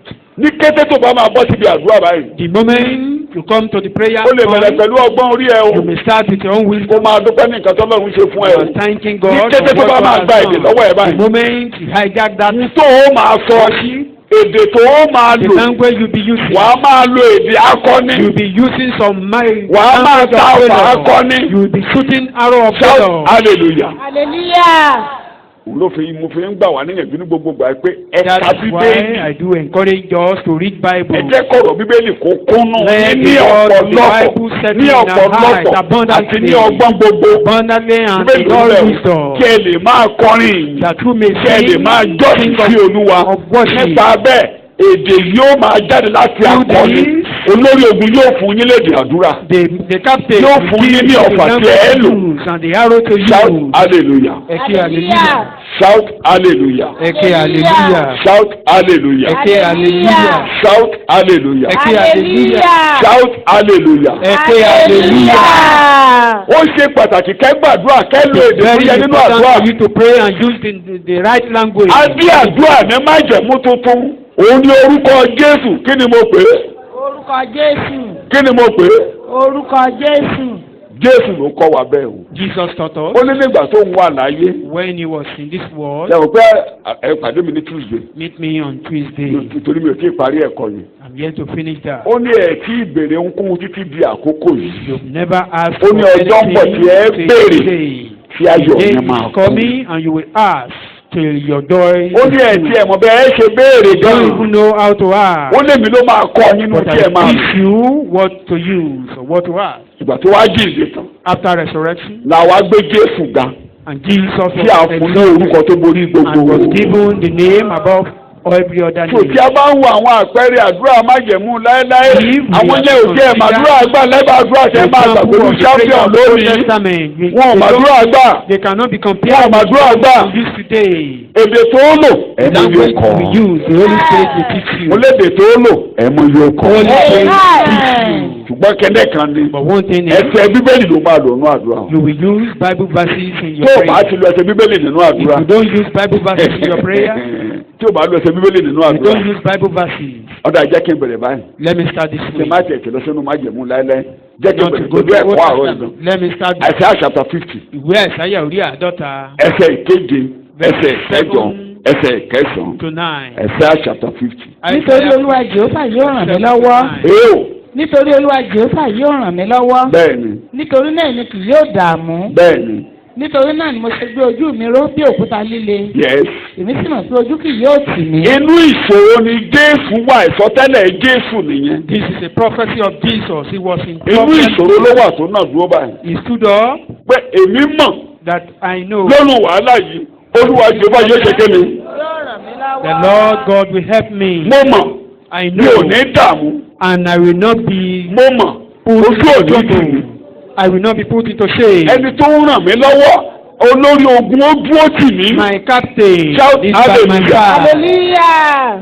Shout hallelujah. Eke hallelujah. Ìgbà tí Jésù ń gbàdúrà yẹn. When Jesus was offering this prayer, we are in his belly. Ìgbà yẹn ló ń kojú ogun ikú orí igi àgbélébù. He was confronting the dead of the cross. He was torturing them. Ó dẹ̀ parí sẹ́yìn ló lọ jókòó sókè. Fún ẹ̀yin ọmọ mi tó ń gbanú ìṣòro láyé. Tí ẹ bá ti dì mọ́ mi, mo dúró tì yín lẹ́yìn. And with you, ìrànlọ́wọ́ gbà. You will receive help. Tógun bá lè náà yẹn náà ìdúró bá ti wá sí mi. When they are about to stand pé before me, Olúwa Ọlọ́run Jèhófà yóò ṣe kéde. My Lord, my God will help me. Mi ò ní dààmú. I will not be confounded. Dìde lórí ẹsẹ̀ ní ìṣẹ́jú méjì. Rise up on your feet. Olúwa Jèhófà yóò ṣe kéde. The Lord, my God will help me. Ojú ò ní tì mí. I will never be put into shame. Mi ò ní dààmú. I will not be confounded. Nínú ọ̀ràn Olúwa Jèhófà yóò ràn mí lọ́wọ́. The Lord God will help me. Yóò bá mi gbẹ́rù yìí. He will carry this load. Ojú ò ní tì mí o. I will never be put into shame. Yóò ràn mí lọ́wọ́ o. He will help me. Nítorí náà mi ò ní yẹsẹ̀. Therefore, I will not be moved. I won't be moved. Orúkọ Jésù tó. The name of Jesus. Orúkọ Jésù tó. The name of Jesus. Orúkọ Jésù tó. The name of Jesus. Mi ò ní yẹsẹ̀. I will not move. Mi ò ní yẹsẹ̀. Nothing will move me. Mi ò ní yẹsẹ̀. Nothing will move me. Ní orúkọ Jésù Kristi, Olúwa wa ni a gba àdúrà. Amen. Jókòó díẹ̀. In Jesus' name we pray. Kí wọn náà rántí. Remember. Èyí mélòó ló sú ọ? How many of you are sure Pọ́lọ́run ti jà fún mi nírí? that God has fought for you before? Ó ti jà fún mi nírí dáadáa. He has fought for you. Ẹ̀rí àpẹẹrẹ kan Pọ́lọ́run jà fún mi nírí. You see, tí o sẹ́yìn lẹ́jẹ̀ ẹ̀dá yẹn fún ara yín ẹ̀ wá tẹ̀lé ẹ̀ bá. Now bow down. Ẹni tó ń jà fún mi ní gbogbo The ògbà. person that is fighting for me Ó ti jà fún mi rí. You fought for me. Gbogbo eléyìí ò kéré níwájú This rẹ̀. battle is not too great for Ìwọ you. náà ló máa gbèjà mi nínú ọ̀rọ̀ You yìí. help me in this Ìwọ náà ló máa dá sí ọ̀rọ̀ mi nínú wàhálà tí ó wà yìí. Ojú òní tì mí o. I will never be put into shame. Kì í ṣe nípa apá àti agbára. Not by my power, by my Nítorí might. orúkọ Jésù. But because of the name, Nítorí orúkọ Jésù. because of his name. Ọlọ́run olùgbèjà yóò ràn mí lọ́wọ́. Step into my case. Ọlọ́run olùgbèjà yóò ràn mí lọ́wọ́. God that has been fighting my battle, he will help me. Ní orúkọ Jésù ni a gbàdúrà. Bí o ṣe ń gbà yìí, pé Joshua àdókè ń jẹ́rìí kòkò lè rán ara ẹ̀ lọ́wọ́. Joshua got to the Olórí ogun ó yọ sí. Olórí ogun yọ sí mi nínú ọ̀rọ̀ yìí àdúrà bẹ̀rẹ̀ lórúkọ Jésù. Ó dé kí torí kòkò lè rán ara ẹ̀ lọ́wọ́. Because he couldn't help Ó lè lọ sógun jẹ́rìí kò wọ́. mi ò lè rárá mi lọ́wọ́ lórí ọ̀rọ̀ yìí o bàbá. on this case. I can't help myself. mi ò lè rárá mi lọ́wọ́. It's beyond my capacity. ó ju agbára mi lọ. mi ò tẹ̀ mọ́lẹ̀ tí mo ṣe. I don't even know what to do. ní orúkọ Jésù Olúwa wa ní agbàdúrà. In Jesus' name our Lord we pray. Ṣàmìyàn dáadáa. Jẹ́ kí n dá yín padà sí Króníkà kejì. Let's read Second Chronicles. Rí bó lórí ogun ṣe jáde sí Jehoshaphat. You will see how the champion of the nínú àdúrà. When you use the right language in the prayer. Ọ̀nà méjì ńláńlá lórí ogun ti jáde nínú àdúrà tó bá ń bẹ̀. Two great occasions. Ẹ jẹ́ ká padà sí Króníkà kejì. Second Chronicles. Orí ogun. Chapter 20. Ẹbẹ̀ ní ẹsẹ̀ kẹta. Verse 3. Króníkà kejì. Second Chronicles. Ó bẹ̀rù. Ó sì fi ara rẹ̀ sí àti wá Olúwa. Torí ogun dìde sí. Because. Ó sì kéde àwẹ̀ já gbogbo Júdà. Ó fi àwẹ̀ títí ẹ̀. Ó lè fàwẹ̀ tí ó lè má fàwẹ̀ tí. Bíbélì sọ̀rọ̀. Wọ́n sì kó ara wọn jọ. Bẹ́ẹ̀ni. Láti wá ìrànlọ́wọ́ lọ́wọ́ Olúwa. Kí nàná wá wá? Seek for help from the Lord. Kí nàná wá wá? Seek for help from the Lord. Tún wílẹ̀ ẹ̀kẹ́ tí wọ́n ní kí ni wọ́n wá wá? Ìrànlọ́wọ́ Olúwa. Lọ́wọ́ wòlíì. From the prophet. Lọ́wọ́ ìjọba. From the government. Lọ́wọ́ ẹ̀gbọ́n àti àbúrò wa. Lọ́wọ́ ìtàná tí wọ́n wà ràn lọ́wọ́ wà. Ta ló máa ràn ọ́ lọ́wọ́ àwẹ̀? Máàkà. Pẹ̀lúpẹ̀lú wọ́n wá láti inú gbogbo ìlú Júdà. Bẹ́ẹ̀ni. Láti wá Olúwa. Jòsáfátì sì dúró nínú àpèjọ ènìyàn Júdà àti Jerusalem ní ilé Olúwa níwájú àgbàlá tuntun. Ó sì wí pé Olúwa. Ọlọ́run àwọn bàbá wa. The God of our fathers. Ìwọ kọ́ ha ni Ọlọ́run lé ọ̀run. Bẹ́ẹ̀ni. Ìwọ kọ́ ha ń ṣàkóso. Ìjọsìn ló fi bẹ̀rẹ̀ o. He started with worship. Are you not the God in heaven? Ṣé ìwọ kọ́ ni Ọlọ́run ọ̀run? Ìwọ kọ́ ha ń ṣàkóso lórí gbogbo ìjọba àwọn orílẹ̀-èdè. Are you not the one ruling the kingdom of the whole world? Lọ́wọ́ rẹ kí agbára àti ipá ha wà. Ẹ máa gbèdè yẹn, ẹ jọ̀ọ́. Ṣé tó o bá jẹ́ bàbá nílé tọmọtọ bá ń kí ọ̀bẹ yẹn? Oríire á wù àbí kò ní. Your children is praising you like that. Ohun tó yẹ fún bàbá ló fún yẹn. What God wants is what Jehoshaphat gave him. Kì í ṣe pé ogun ti fẹ́ borí rẹ o. Not that the battle is about to overcome me. Ogun ti borí rẹ, ojú ti fẹ́ ní ojú ti ọmọ lọ nìyẹn o. I'm going. Ọwọ́ rẹ kọ́ ni agbára wà. Ọwọ́ ọ̀dà ni agbára wà. Ọwọ́ Ọlọ́run. Ta ló ń jọba lórí gbogbo ọba orílẹ̀-èdè? Who is ruling above all the kingdoms? Wọ́n kọ́ ha ló ń jọba lórí gbogbo orílẹ̀-èdè àgbáyé. Thou not the one ruling the whole world. Ọwọ́ rẹ kọ́ ni ipá àti agbára wà. Ó fi Ọlọ́run léèrè ní. Ẹnìkan kò sí tí ó lè kó ọ lójú. Tí ẹnìkan kò sí tí ó lè kó ọ lójú. Ó múra àbí òótọ́ ló ń sọ. Is he lying or is telling the truth? Ṣé ẹnìkan lè kó lójú? And anyone will stand God. Àwérí Ọlọ́run bẹ́ẹ̀ nínú àdúrà. See God that way in your prayer. Ọ̀pọ̀lọpọ̀ yóò pé ẹnìkan lè kó Ọlọ́run lójú. Many of us were thinking. Ẹ máa wọ èdè ìjọsìn ló ń wò yẹn o. That is the language of worship. Ẹ rí i pé Ọlọ́run ló kọ lédè. You discover that it's God that made it. God that taught him. Ẹ máa ka Bíbélì. Ìwọ akọ Ọlọ́run wa tí ó ti lé àwọn ará ilẹ̀ yìí jáde níwájú Ísírẹ́lì ènìyàn rẹ. Wọ́n náà rántí orí àná kí mo ní kó ṣe. The goodness of God of yesteryear. Wọ́n rántí orí àná. Ìwọ kọ́ ló lé gbogbo àwọn ọ̀tá ibi lọ níjọsìn. Thou not the one that sent away all these enemies and you gave this land to our father. Tó fi fún irú ọmọ Abraham ọ̀rẹ́ rẹ láíláí.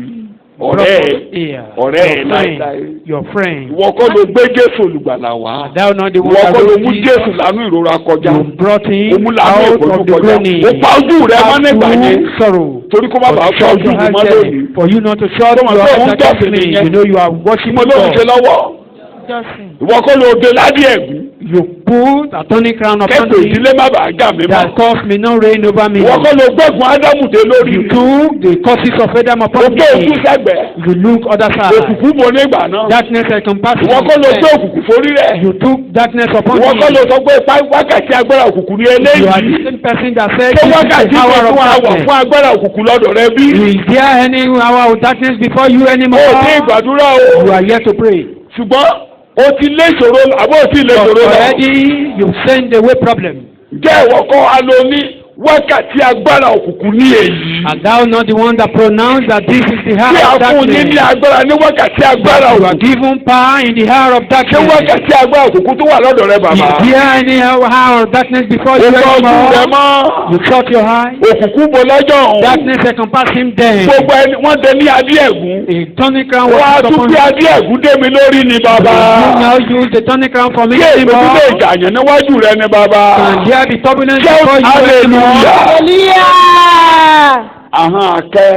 Alanitong. Èdè tí Paul ló nígbà tó máa parí ẹ̀ sẹ́kẹ̀sì kan ló parí ẹ̀ ní. The language Àti for kàn mí you. mọ́ àgbélébùú pẹ̀lú.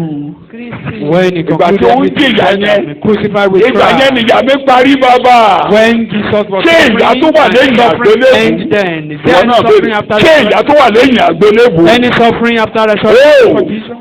Ìbéèrè tí Jèhóṣáfátì ti gbé yẹn. That was the question Jehoshaphat was asking God. Ṣé ètùtù lè dánilóró lẹ́yìn àgbélébùú? Can Satan torment men after resurrection? Ṣé ọmọ adájọ́ lè kú kú oró lẹ́yìn àgbélébùú? Can any of your children die sorrowfully after resurrection? Ogun ọ̀run àpáàdé àtúnlẹ̀ yá sí wá gẹ́gẹ́ bí oyin. Ó ní wọ́n yí mi ká bí oyin. Can Ṣé hold wọ́n of tún lè yí mi ká bí oyin and lẹ́yìn compact àgbélébùú? us like bee after Lẹ́yìn ọmọ resurrection? rẹ kẹ́ ṣoṣo. After your only begotten son. Àwọn akẹ́kọ̀ọ́ ni. That is a learning tongue. Ṣé mo ti bọ́ sí wọ́n sa wọn àwọn àyè ti bẹ̀rẹ̀? You know, I'm already in Psalm 118. Jèhóṣáfátì ló ń sọ̀rọ̀ lọ. Jehoshaphat was Torí ọ̀nà talking. méjì mi ò ní pẹ́ parí ẹ̀kọ́ yìí. I Ìgbà will. tó wá dé ẹsẹ̀ ìkẹrẹ́jìlá. When he got to verse Mo 12, ti folẹ̀ ó yá. that's chapter 20. Ó yá. Ọlọ́run wa, Ọlọ́run wa. ìwọ kì yóò ha dá wọn lẹ́jọ́. Bẹ́ẹ̀ ni. Nítorí àwa kò ní agbára níwájú Máa ọ̀pọ̀lọpọ̀ gbọ́ láì. kò sọ pé fáyàdẹ̀ jẹ́ kankun kí n náà tó Never wọn use kí wọ́n máa wọ́ kú báyìí. fire, let them die now. Ìwọ kì yóò ha Won't you, O God? omi yọrí ara rẹ̀. He was drawing himself Omi dá sí out of the ó sọ ogun náà situation. ta ló sọ dà. Ó rí i pé He wàhálà yóò surrendered the kàn whole mí o. thing for Ìwọ ni ó ní God. wàhálà. God see himself as not particle of that battle. Ó kì but yóò for ha dá God. wọn ní ẹjọ́. Won't you judge them, O God? Ní tiwa For Àwa us, kò ní agbára níwájú ọ̀pọ̀lọpọ̀ ńlá yìí tí ń bọ̀ wá bá wa. ọ̀pọ̀lọpọ̀ yín ní agbára. majority Ẹni of agbára us òróró. have power Ẹni of agbára anointing omi. oil, power Ẹni of agbára water, àwẹ̀ ọjọ́ mẹ́ẹ̀ẹ́dógún. power of fasting for days. Àwẹ̀ méje ni mo wá fi parí ẹ̀. I will settle everything with Ó 7 ti days ní agbára. fasting. We are still strong. Tí mo lóò ṣe ṣùgbọ́n bàbá yìí ní àwa kò ṣe This kéde. man said, we have no power. Ẹ ti tàn. Àwa kò sì mọ èyí tí àwa ó ṣe ṣùgbọ́n ojú wa ń bẹ lára Mo rẹ̀. wá ìrànlọ́wọ́ wá nìtumọ̀ ẹ̀. It means I've come for her. Ojú wa ń ṣe kéde. Our eyes is on you. Lọ́nà kínní In the first place, olórí ogun kọ́kọ́ yọ sí the agbo. captain appeared to the first. Ológun eléyìí He said, ó lẹ̀ ní jà. you will not fight Ó ní dúró jà. anymore. Stand still. No soldier, no bullet, nothing. Kò sí ológun kan, kò sí Olówó ohun àfúlédè ìjà kan. tó máa lò. He was the one that gave him the Mo ló language ṣe to bẹ́ẹ̀. use. Máa kà lọ. Ó sì ṣe. Ṣùgbọ́n lórí Ẹ̀mí Jásíẹ́lì, mímọ́ bàlẹ́ ẹni. ọmọ Sakaraya, Holy Spirit came ọmọ upon some Bẹ̀tẹ̀láyà, among them. ọmọ Jẹ́yẹ́lì, Bẹ́ẹ̀ni, ọmọ Mátáníà, bẹ́ẹ̀ni, ọmọ Léfì kan bẹ́ẹ̀ni, nínú àwọn ọmọ Ásáfù bẹ́ẹ̀ni. ní ẹ̀mí Olúwa wá Ọmọ láàrin aṣáájú àpéjọ kan ènìyàn nínú náà. àwọn akọrin. One of Ó sì wí the pé ẹ tẹ́tí Why? sílẹ̀ gbogbo Júdà àti ẹ̀yin olùgbé Jerúsálẹ́mù àti ìwọ Jèhóṣáfátì ọba. Ewọ́ ọdún sọ́fàtì. Báyìí ni Olúwa wí fún yín, ẹ má ṣe bẹ̀rù, bẹ́ẹ̀ ni kẹ́ má ṣe fòyà nítorí ọ̀pọ̀lọpọ̀ ènìyàn yìí, nítorí ogun náà kì í ṣe ti yín bí kò ṣe ti Ọlọ́run. Ta ló lógun ẹ̀yin ọmọ Ọlọ́run? Ọlọ́run. Ẹ̀jọ̀ ìgbà tí Jèhóṣáfátì ń sọ̀rọ̀, ta ló Jèhóṣáfátì ní ológun? Ọlọ́run. whom did he Ta ló refer to? lógun? He referred to Ọlọ́run. Ta God. ló lógun? Ọlọ́run. Ogun tó dìde sí ogun The dání battle àwé. that rise against you. Olúwa ìwọ ló lógun yìí o wípé lórúkọ Jésù. Ìwọ ló lógun yìí o. This battle belongs to you, O Ogun God. yìí o ṣe tèmi This o. battle is not mine. Ìwọ ló lógun yìí o This bàbá. battle belongs to you. Ogun Ọlọ́run ni èyí wọ ló This is lógun the battle eléyìí. of God. It's not mine. Amen. Amen. Amen. Ó yá sáré. Lọ́la sọ̀kalẹ̀ tọ̀ wọ́n, kíyèsí wọ́n gba ibi ìgòkè sísí wá, ẹ̀yin ó sì rí wọn ní ìpẹ̀kun odò náà níwájú aginjù Jérúẹ́lì. Bẹ́ẹ̀ni. Ẹ̀yin kò ní ìjà lé ọ̀ràn yìí. Ibi tí mo lọ nìyẹn. Ẹ ò ní jà nínú ọ̀rọ̀ eléyìí. You will not fight the civil battle indeed. Settle the battle array. Ní ìgbà lÓlúwa lọ́dọ̀ rẹ. Ọwọ́ Ọlọ́run yóò yọ sí ọ lórúkọ Jésù. The hand of God will be unto you. Kò tí ì tán. Ìwọ Júdà àti Jerúsálẹ́mù, ẹ má ṣe bẹ̀rù, bẹ́ẹ̀ ni kẹ́ má ṣe fòyà. Lọ́la, ẹ jáde tọ̀ wọ́n, Olúwa yóò sì pẹ̀lú yín.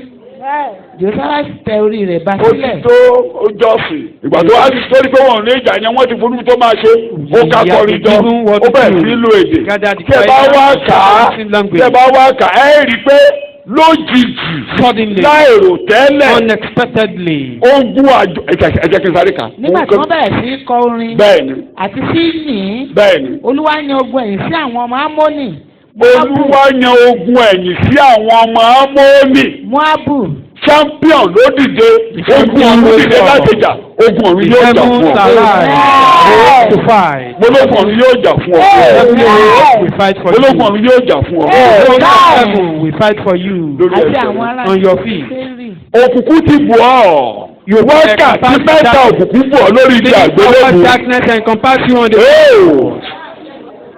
okùn á ti parí wákàtí agbára òkùnkùn. Finish the hours of darkness. Ṣé òkùnkùn tún lè bọ́ lẹ́ẹ̀kejì? Darkness encompass you the second time. Ṣé ìrora tún lè bá ọ lẹ́ẹ̀kejì? Can groaning come upon you the second time? Ṣé ìrora lè bá ọ lẹ́ẹ̀kejì? Can groaning encompass you the second time? O tún lè mú ìkorò lẹ́ẹ̀kejì. Will you drink sorrow? Ṣé bó ti mú korò ayé mi? Taking it once. Ṣé a tún lè dé ọlájẹ̀gún lẹ́ẹ̀kejì? Turning crown can never be put upon you. Ṣé àwọn ajá lè halẹ̀ mọ́ lẹ́ẹ̀kejì? Can God threaten you? Àwọn màálù tún lè yí ọ ká. Can the cattle surround you? Àwọn ẹyẹ tún lè yí ọ ká lẹ́ẹ̀kejì. Ṣèbí àti kànmí máa gbélébùú pẹ̀lú Kristi. I have been crucified with Christ. Àti dábìlówó lẹ́ẹ̀kan ò lè dábìlówó lẹ́ẹ̀kejì mọ́ bàbá. No one can torment me anymore. Ní orúkọ Jésù Kristi, Olúwa wa ni a gba àdúrà. In Jesus' name, our Lord, we pray. Jókòó. Sit down. Psalm. Orin Dáfídì. Psalm 16. Psalm 16. Orin Dáfídì orí kẹrìndínlógún. Psalm 16 verse 8. Ẹsẹ̀ ìkẹjọ rẹ̀. Èmi ti gbé Olúwa ka iwájú mi nígbà gbogbo. Bẹ́ẹ̀ni. Nítorí ó wà lé ọwọ́ ọ̀tún mi. A kì yóò ṣí mi ní ipò. A kì yóò ṣe kí ni mo pè é. A kì yóò ṣí mi ní ipò. I will never be moved. Máa kà. Nítorí náà ni inú mi ṣe dùn tí ògo mi sì ń yọ̀. Ara mi pẹ̀lú yóò sinmi ní ìrètí. Ó bọ́ sí ẹsẹ̀ kẹfà. Mo fẹ́ mú èdè. Mo fẹ́ bẹ̀ láti ẹsẹ̀ kẹfà. Kì í fọ́pọ̀. Okùn títa bọ́ sọ́dọ̀ mi. Níbi dáradára. Lóòótọ́ èmi ní ogún rere. Ta ló ń sọ̀rọ̀ níbí yìí? Who is talking here? Mo ní Jésù ànígbà tó ń sọ̀rọ̀ yìí. Where was he? Ó wà ní kòtò lọ́rùn àgbáàdì. He was in hell. Ibẹ̀ ló ní mo gbé Olúwa ká. I said the Lord before me. Mo mọ̀ pé níbí yìí o ò ní fi mí lẹ̀. Mi ò dẹ̀ ní rí kí ni mo pè é. And I will not see corruption. Ẹjọ́ sórí ìdìbàjẹ́. Did he see corruption? Mo ní sórí ìdìbàjẹ́. Did he see corruption? Mo ní sórí ìdìbàjẹ́. Did he see corruption? Èmi náà ní àkókò yìí. Mo ti tẹjú mọ́ wọ Jésù olùgbàlà. Fix my eyes on you, Jesus. Mo tẹjú mọ́ agbára tó gbé ọ dìde nínú ìkòtò yìí. My eyes on the path that lift you up. Ṣé o tún jẹ́ kẹ́mi náà rí ìdìbàjẹ́ ni? Will you leave me? O a tún lè rí ìdìbàjẹ́ lẹ́ẹ̀kejì. Will you God see O corruption? a tún lè rí ìdìbàjẹ́ lẹ́ẹ̀kejì. Will you see corruption the second time? Ẹni tó gbé ọ dìde kò wá tún ní gbé mi dìde ní Olúwa. Lift you up with Gbólóhùn méjì ní kò fi tò níwájú Olúwa. O a tún máa rí ìdìbàjẹ́ Will lẹ́ẹ̀kejì. you see corruption again, O Lord? máa rí ìdìbàjẹ́ lẹ́ẹ̀kejì. Will you see corruption the second time? Ní orúkọ Jésù Kristi, Olúwa wa ni a gba àdúrà. In Jesus' name, our Lord, we Ní orúkọ pray. Jésù ni a gba àdúrà. In Jesus' name, our Lord, Lórúkọ we Jésù pray. ẹ̀ ní rí ìdìbàjẹ́. Will you not see corruption? Tẹ bá kàbẹ̀ yẹn dísàlẹ̀ ẹ̀rí pọ́lọ́hún ló jà fún Jésù. You discover Èso rẹ̀ náà kálógún náà ọjọ́ àjíǹde. fought for Jesus. Ẹ jẹ́ ká darapọ̀ mọ́. Let's Ibẹ̀ ni ìyà mi ti parí. That is where our Kódà suffering nígbà tó dé ended. kòríta kan lórí ìdè báyìí. At a particular Ó wọ àwọn juncture, èkó nílẹ̀ báyìí. we look at death or Ó ní conflict bàbá. upon the land. Ikú lè pa àwọn ará bíi He o. said, Father, these people may die. Àwọn ará bíi lè Yeah, kú o. they feed on them. Èmi ò ń ṣara wọn o. But I'm not among. Àìsàn yẹn lè pa wọn o. This disease can Èmi ò ń ṣara wọn o. I'm not among. 118:17 nìyẹn. Èmi ò ń ṣara wọn. That is Èmi from kì yóò kú pẹ̀lú àwọn ará bíi. That I will not Èmi die yóò with ṣe. people. Èmi yóò ròyìn iṣẹ́ rẹ. I will proclaim. Wàhálà yóò ní rẹ́mi kò ní rẹ́mi ayé This mi. problem will not overcome my Gbàgbọ́ life. orúkọ Jésù bẹ́ẹ̀ wàhálà yóò ní rẹ́mi ayé mi. this problem will not overcome me. eléyìí ìjọ òpin ìrìn àjò àwọn kan. This may be the end of the journey wọ́n for tó some pé Jésù people. dìde bí o sára wọn. But you that lift up some people, I'm not among. You lift up people. I'm not among the dead. Ní orúkọ Jésù Kristi, Olúwa wa ni a gba àdúrà. Ẹni tó gbé Jésù Olúwa ó nawọ́ àánú rẹ̀ sí i. He that lift up Jesus will stretch forth his merciful hand unto you. Ẹni tó fún wa ní ìṣẹ́gun nípa Jésù. He that gave us níbikíbi tí ẹ bá há sí yóò máa fún yẹn ní ìṣẹ́gun. He will give you victory. Ó ní okùn tí ká bọ́ sí ọ̀dọ̀ mi níbi dáradára. God dropped into my side in a good place. Mo ní ogún rere. I have a good inheritance. Bàbá àti ní ogún rere. I have good inheritance. Arún gbẹ́kẹ̀lé. I have something to Arẹ́mi tìmọ̀. I have something to Orúkọ rẹ tó. Your name is Ẹ̀jẹ̀ rẹ tó. Orúkọ rẹ tó. Ẹ̀jẹ̀ rẹ tó. God is sufficient. Ní gbogbo ibi tí a bá há sí. Anywhere we may wà ní àwọn akẹ́kọ̀ọ́. Ìgbà tí wọ́n Jésù parí àdúrà yìí. When you Jesus finish this ogun ọ̀run yọ sí ọ. the host of heaven appear unto you. Wọ́n kilẹ̀. They threaten. Wọ́n kilẹ̀. They threaten. Ó tẹ̀rí ọ̀run ba. You bow down heavens. Ó tẹ̀rí ọ̀run ba. You bow down heavens. Ó ní kí atẹ́gùn ó kàn yẹ́. That the wings ó jáde. Ẹ̀yin ọ̀run jáde lójijì. You heaven. Lójijì. Ìṣẹ̀lẹ̀ ṣẹlẹ̀. Suddenly there was happening. Ìṣẹ̀lẹ̀ ṣẹlẹ̀. There was happening. Ẹ̀yọ̀ áńgẹ́lì kan ló jáde tó yí òkúta kó lẹ́nu bòjì. A single angel came up and rolled away the stone and the Torí òfin wa ní ahọ́n akẹ́kọ̀ọ́ láti gbàdúrà òbí ọ. Eléyìí tí a ṣe ní wọ̀nba tí a lè ṣe mọ́. Bí àwọn ọ̀rẹ́ yóò ṣe máa ṣe Olúwa tilẹ̀ mọ́ ọ̀tá. Agbára tó gbé ọ dìde ó kó àwọn ọmọ rẹ yọ. Àwọn tó wà nú ẹ̀sán ẹ jáde kó. Àwọn tí ara ro ẹ jáde kó. Àwọn tí ọkàn wo ẹ jáde kó. Gbogbo tó dìde tó ń ṣẹ̀rù báyìí. Olúwa ṣẹ̀rù bà wọ́n. Ó fi ilẹ̀ ní ipò òkú. You never forsake him in the. Ó lè kọ́ wọn ní ìrìn àjò. You never forsake him in the. Ó kó wa tí kò nígbà náà. We were in your belly there. Nítorí náà gbogbo ẹnu lálẹ́ fi sọ pé ìyà mi parí. My suffering is ìyà mi parí. End of my suffering. Nítorí náà. Therefore. Ìdálóró parí. Ìnira dókun. In the name of Jesus. In the name of Jesus. In the name of Jesus. Olùpínlẹ̀ṣẹ̀ iye. Iye lójú kò ikú. Iye kò wọlé. Iye kò wọlé. Gbogbo tó ti kú kó máa gba ìmísí ìyè. Gbogbo tó bàjẹ́ kó gba ìmísí ìyè. Ògo ni fún orúkọ náà. Ní orúkọ Jésù mo gbàdúrà. Ní orúkọ Jésù mo gbàdúrà. Jẹ́ sáré yẹn lè kí n tó máa lọ. Ìbẹ̀gẹ́ ló yẹ kí n ti fẹ́ gẹ̀. Torí olórí àdúrà yín nìyẹn. Tẹ́ bá ti lè gbàdúrà àgbáyọrí níbi tí mo fẹ́ dé. Tẹ́ bá ti lè gbà yọrí. If you can be successful on this point. Máa gbàdúrà pé mo fẹ́ jẹ mo fẹ́ mu mọ́. You can pray for Ọlọ́run ló máa jà fún yín. God has been fighting for you. Àwọn akẹ́kọ̀ọ́ kí n jẹ́rìí. That testify. Matthew orí kẹwàá. Matthew chapter 10. Mo fẹ́ kẹ́rí bọ́lá wọn ṣe bá gbèjà yín. I want you to see how God will be fighting for you. Bíbélì sọ. A learning tongue that testify. Nítorí náà. Ẹnikẹ́ni tí ó bá jẹ́wọ́ mi níwájú ènìyàn. Ẹnikẹ́ni tí ó bá jẹ́wọ́ mi níwájú ènìyàn. Òun lè ní ó jẹ́wọ́ pẹ̀lú níwájú bàbá mi ti bẹ̀ ní ọ̀run. Ẹ wá lajú kẹ́wò mi. Olùkọ́ Bíbélì. Bible reader. Ẹ wá wo ìrìn àjò àwọn ọmọ lẹ́yìn. Look at the journey of the disciples. Láti ọjọ́ tí wọ́n ti bẹ̀rẹ̀ sí ń jẹ́rìí Jésù.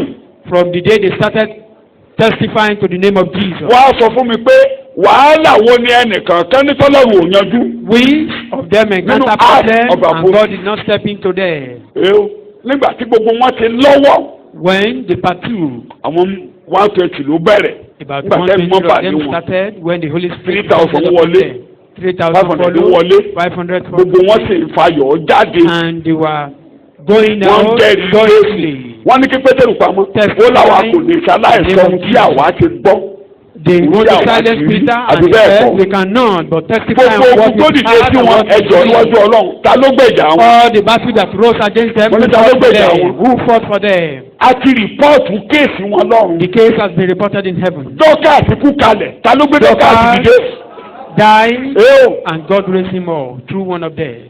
oúnjẹ gan àwọn kẹtí yà ń jẹ tí ibi ìbá pa tí wọ́n ṣe ń jẹun ẹ kẹrí pé oúnjẹ jáde nínú ìjọ tó bẹ́ẹ̀ tó jẹ́ pé àwọn èèyàn kan tó pé wọ́n fáwọn kan jẹ wọn ò fún wọn jẹ tọ́tún láti tún yan olórí méje pé ẹ máa bá tún gàrí fún àwọn kan tí ò rí jẹ abẹ́ẹ̀rí ní bíbélì ebi ò pa wọ́n. No hunger there. ebi ò pa ìjọ. The church. business kẹta ń gbé kawájú. The only business. tí Jésù ń dúró tó ń rìpọ́ọ̀tì fún ọmọ yìí tó ń bá mi kéde ọmọ yìí tó ń bá mi kéde Look at this one. ọmọ yìí tó ń bá mi kéde ọmọ yìí tó ń bá mi kéde ó bímọ kò rówó gàrí. He has ọmọ yìí tó ń bá mi no kéde money to feed ọkọ ẹ̀ má them. ti kú. This ọmọ yìí tó ń bá mi kéde ọmọ yìí tó ń bá mi kéde kò má tí ìgbéyàwó má yẹ kó má rí kò má tí ìlọ́kọ. lọ́ka house of apostles ẹ̀rí bọ́lá òun ṣe ń gbèjà wọn. Read the Acts of Apostles. èdè Jésù máa jẹ́wọ́ ẹ lọ́run. I will confess you in heaven. máa lọ rìpọ́ọ̀tù kéèsì ẹ̀ report your case for God. Jésù ló sọ bẹ́ẹ̀. That is Jesus. tani mo ló sọ bẹ́ẹ̀. Who said it? pẹ́sẹ̀ bá ti wọn ò ní kó mẹsẹ̀ bíbélì gbogbo. Know that you know all the Bible verses. God testified that Jesus saved me. I had the gospel and Jesus saved me. The name saved me. Ọlọ́run ló tú ayé mi ṣe. It's God that reorganized my life.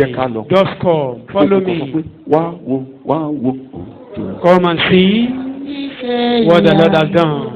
Ìgbà tó bá dẹ̀ ṣe dẹ́nu lé, èdè tó máa lò, o ò ní mọ̀. You will say, you won't know it. O ò ní mọ̀. You won't know. Yóò gbégbèsè ta ẹnu ẹ̀ báyìí. Èdè tó máa fi kéde, Ọlọ́run á máa fún ọ lédè tó lò. God will you give you the language. Tó bá dẹ̀ ti lo èdè yẹn. The moment you use the language. Jésù á report pé Jesus will report in heaven.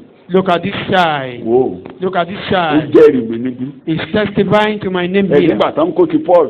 Wọ́n fẹ́ lù pa. When Ogun yẹn dìde. The battle was so strong. Òun gan-an dàbí ni pé kò yé. As if he himself didn't understand. Áńgẹ́lì kan náà wá rán. And an angel appeared unto him. Saul. O ti jẹ́rìí mi ní jìnnì. You witness me. Róòmù ló ń lọ. You bear my witness in Samaria. Now you are going to Rome. Ìgbà tó lọ́wọ́ sọ̀rọ̀ yẹn tán. When God àwọn ogójì kan níbo ni wọn ò ní jẹ wọn ò ní mú. The 40 that said they will not eat nor drink, they kill him. Ẹjọ kí ló kan Sọ́ọ̀lù pẹ̀lú yẹn. He saw what is the business of Saul with that. Òtún tó kàn. He has no àwọn business yẹn with tẹ̀sí that. dànù. Wọ́n jẹ ìyà jẹ dànù. Gbogbo àwọn tó bá kóra àwọn jọ lórí ẹ̀ wọ́n á jẹ ìyà jẹ. All the people that gather themselves on your face suffer in vain. Nígbà tó lọ́wọ́ ṣe yẹn tán.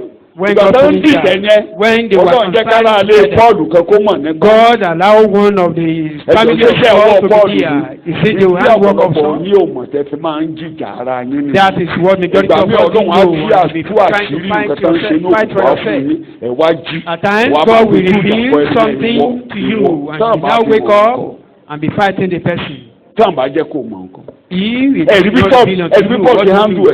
Don't you see how Paul handled that situation? Lọ sọ fún lórí ogun. Go and inform the captain. Gbàtí lórí ogun gbọ́. When the captain had it, said, don't worry. Má sọ fún yàn. Don't tell anyone. Ọlọ́run ti ṣe divine connection. God has connected them together divinely. Àárín òru ni wọ́n ti gbé. And the captain woke up or stood up. Wọ́n ti gbé military jeep. They took chariot. Wọ́n ti gbé gbogbo military jeep. The army chariot.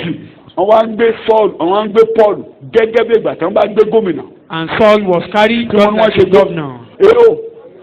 He was carried as governor with siren. Military convoy. Ẹ lọ kábẹ̀. Military convoy accompanying him. Wọ́n náà fẹ́.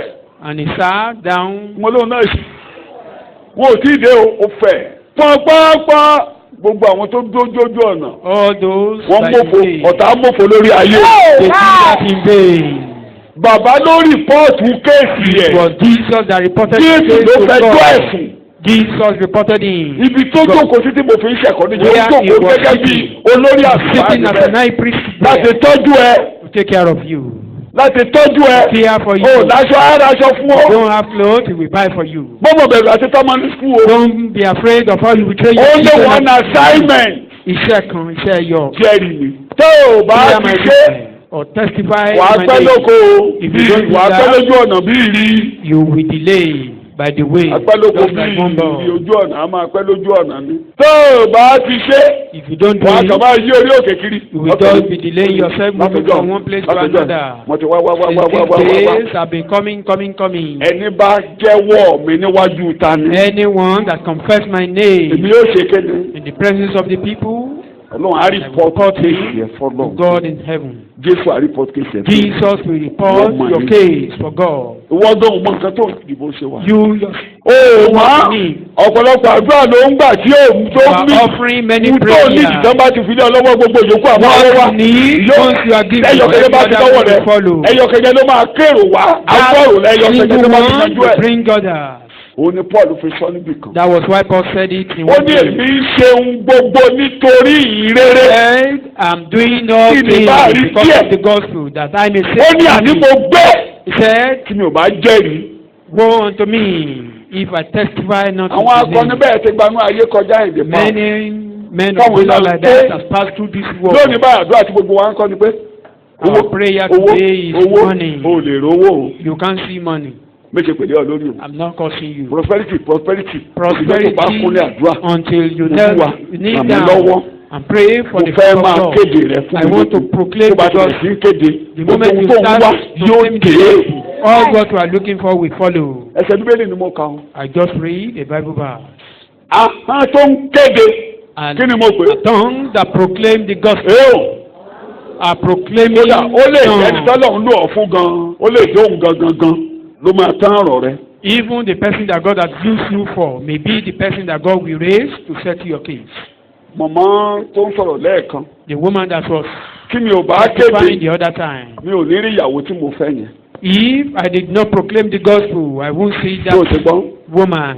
kí mi ò bá wà fún mi mi ò lè rí o. I won't see her. irúkúrú kan ni màá gbé lórí títì o. I will just take just anyone along the way. torí pé mò ń kéde ìrere. Because I preach the gospel. Ọlọ́run dẹ̀ ti wá lọ fẹ́ nìkan sínú igbó tí ò tí ì gba Jésù. God has prepared someone to accept and eventually accepted the Christ. tó wá sábẹ́ ẹ̀kọ́ tó méjọ́sì tó méjẹ́kọ̀ọ́ ọjọ́ kan lọ́lọ́run sọ pé ó dà ọmọ mi tó ń yí sóyún òdìbò àdínúgbò. Enough of your roaming. pé igbó tó ń yí mo fẹ́ fún ẹ lẹ́nìkan tá a máa ràn ọ́ lọ́wọ́. I want to give you someone. orí kẹ̀kẹ́ ni mo wà níjọ́ tí mo máa gbọ́ orí kẹ̀kẹ́ mo ń bọ̀ lórí lọ́nà ìkejì nùgbó orí kẹ̀kẹ́ mo wà láàrin àti Ẹ̀rìnmọ̀. In between Ẹ̀rìn and Ẹ̀rìnmọ̀. ibẹ̀ ni mo wà lórí kẹ̀kẹ́. I was on my mo fẹ́ yí kọ́nà kan báyìí. I want to negotiate with Ben and the voice just pé mo fẹ́ fún ọ lórí ìrànlọ́wọ́ kan. that I want to give you. mo máa bá ọ ṣiṣẹ́ ìkíkí dọ́jú that will help you. tí mi ò bá kéde ńkọ́. If I didn't preach the gospel. òjò pa mí òtútù pa mí. The rain of that day was so strong. bá ti dé màá lọ ra búrẹ́dì. When I got to home, there was a place at Ijamo there where we normally buy beans cake.